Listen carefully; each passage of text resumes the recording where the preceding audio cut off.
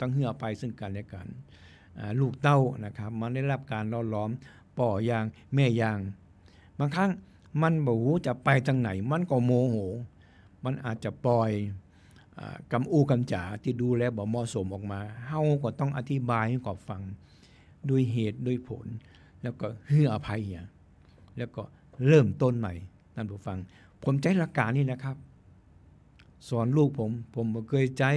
ความรุนแรงใจอธิบายความรู้แล้วก็หลักการให้อภัยปัจจุบันลูกเต้าผมทุกคนก็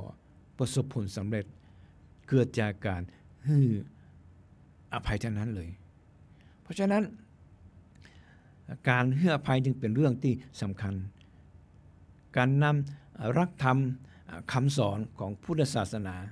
มาเป็นแนวทางในการดำเนินชีวิตถือว่าเป็นเรื่องที่สำคัญที่ผมบอกแล้วว่า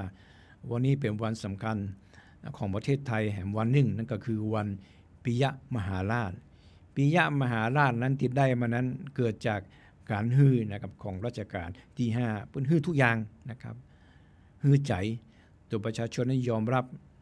ฮื้อความเจริญในทุกๆด้านแก่ข้าราชการพี่น้องประชาชนทั้งที่ตัวพระองค์ท่านนั้นได้ครองราชย์แค่อายุ15ปีเห็นก็คนอายุ15ปีได้รับการกลอหลอมกล่อมเกลามาดีจนสามารถเป็นผู้นำที่สังคมโลกคือการยอมรับนะครับสังคมไทยก็ยกย่องคือวันที่23ตุลานั้นเป็นวันปิยมหาราชเพราะฉะนั้นก็ขอฝากนะครับทุกท่านนะครับต้องยึดถือเอาวันนี้เป็นแนวทางในการใช้ชีวิตนั่นก็คือแนวทางในการฮื้อตามรักธรรมคำสอนของพุทธศาสนาที่ผมได้กล่าวในตอนแรกแล้วฮื้อนั่นก็มีถึง3อย่าง1ก็ฮื้อของ2ฮื้อความรู้3ฮื้ออภัยการฮื้อของนั้นมันถือว่าเป็นพื้นฐานเพราะฉะนั้นบุญก็ยังบ่นักเท่ากับการฮื้อความรู้เป็นทานการฮื้อความรู้เป็นทานการเป็นครูบาอาจารย์นั้นถึงแม้จะได้นักแต่ถ้าเป็นครูบาอาจารย์ที่ขี้มิงขี้โคตรมีทิฐิมานะบ่รู้จักคำว่าฮื้ออภัยเป็นทานแล้วก็สักแต่ว่าเป็นอาจารย์มันจะเป็นอาจารย์สมแล้วต้องรู้จักฮื้ออภัยนะครับต้องฮื้ออภัยเป็นทานแล้วก็ชีวิตนั้นก็จะมีแต่ความสุขจะมีแต่ความเจริญจะมีแต่ความก้าวหน้าถึงแม้ว่าในบางครั้งในบางโอกาสเราจะเป็นผู้ที่ด้อยกว่าแต่ถ้าเราเป็นคนที่มีหลักการแล้วเราก็จะได้รับการยอมรับได้รับการอุปถัมภ์นะครับเหมือนกับก่อนที่ผมจะเข้ารายการนะครับท่านพระครูสมุวิศวัตรก็บอกว่าวันนี้นะแห่มสักกรรมหนึ่งท่านพระครูวัดสิงห์คำเป็นเจ้าคณะตำบลนะครับจะปาศรัทธานำเงินบริจาคการน้ำกับไฟอันนี้เกิดจากท่านพระครูวิศวัตรเป็นฮื้อมาตลอดนะครับทั้งชีวิตนี้ฮื้อกับศาสนาเสียสละนะครับเสียสละความสุขส่วนตนต้องมานั่งเฝ้าสถานีนะครับคอยดูอุปกรณ์เครื่องมือคอยกดว่ารายการนี้ใครจะเข้าอย่างใดอันนี้คือการฮื้อนะครับใครจะว่าอย่างไรท่านพระครูเพิ่นก็ว่าฮื้ออภัยพอเพิ่นฮื้ออภัยแล้วเพิ่นก็จะได้รับการอุปถัมภ์เหมือนที่ผมบอกตะกี้นะครับท่านพระครูวัดสิงห์คำเจ้าคณะตำบลเพิ่นก็เอาศรัทธามา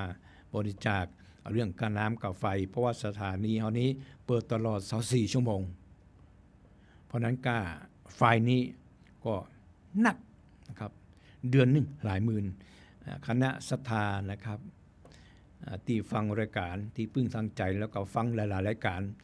ตั้งสถานีนี้นะครับถ้าหากที่อยากจะทำบุญนะครับในเรื่องของการน้ำกับไฟก็โทรเข้ามาได้ที่สถานีนะครับที่ต่อกับท่านพระครูสุวัตรวรกิจโจ เขาจะบริจาคค่าน้ำค่าไฟนะครับต้นใดก็ได้ท่านผู้ฟังเพิ่นบ่ได้บังคับมันอยู่ที่ใจอย่างที่ผมบอกเท่าฮือแล้วเขาก็จะมีความอิ่มเอิบพอมีความอิ่มเอิบในการฮือในการถวายปัจจัยแล้วต่อไปเขาก็จะมีความรู้เกิดจากการรับฟังธรรมะมีความรู้จากรับฟังว่าแล้วเฮาก็จะรู้จักปล่อยวางเฮาก็จะรู้จักให้อภัยอันนี้คือเป็นผลรายได้นะครับจากการเพราะนั้นก็ฝากท่านผู้ฟังที่เคารพรักทุกฟังนะครับรายการที่พึ่งทางใจวันนี้ก็มาด้วยใจมาด้วยความมุ่งมั่นตั้งใจนะครับที่จะมาความรู้เป็นธรรมถือว่าเป็นวันที่สำคัญแห่งวันหนึ่งของประเทศไทยนั่นก็คือวันปิยมหาราชแล้วก็หลังจากนี้แล้วก็ออกพรรษาแล้วนะครับก็จะร่วมกันทำบุญได้นะครับทุกวัดอาจจะทำบุญต่อใดก็ได้นะครับก็ขอเชิญทุกท่านนะครับได้สัพพะทานังธรรมะทานังชินาติการฮือธรรมเปลี่ยนทานแล้วก็การฮืออภัยเปลี่ยนทานนั้นถือว่าเป็นการฮือที่ยิ่งใหญ่ก็ขอคืนเวลานี้นะครับฮือแก่ทางสถานีเพื่อรายการอื่นเพิ่งก็จะได้ดำเนินรายการต่อไปขอความสุขความเจริญความปรารถนาดีจากผมสิทธิพรครับมาสู่ท่านผู้ฟังจุพูจุบลสวัสดีครับ